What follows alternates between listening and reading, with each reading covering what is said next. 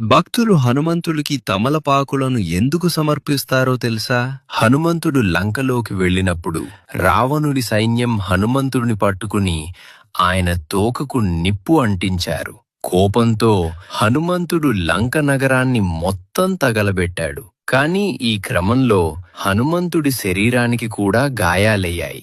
గాయపడిన హనుమంతుడిని చూసి శ్రీరాముడు చాలా బాధపడ్డాడు. శ్రీరాముడు హనుమంతుడిని తన పక్కన కూర్చోబెట్టుకుని ప్రేమగా అతని గాయాలపై తమలపాకులను పెట్టారు.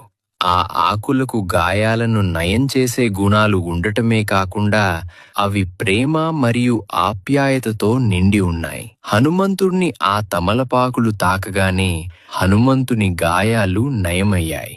అప్పటి నుండి హనుమంతుడికి తమలపాకులు అంటే చాలా ఇష్టం ఏర్పడింది. హనుమంతుడు జాంబవంతునితో ఇలా అన్నాడు: తమలపాకులతో నన్ను పూజించే వారికి నా ఆశీస్సులు రక్షణ లభిస్తాయని అని చెప్పాడు. అందుకే భక్తులు ఎంతో భక్తి శ్రద్ధలతో హనుమంతుడికి తమలపాకులను సమర్పిస్తారు. జై శ్రీరామ్, జై హనుమాన్ అని కామెంట్ చేయండి.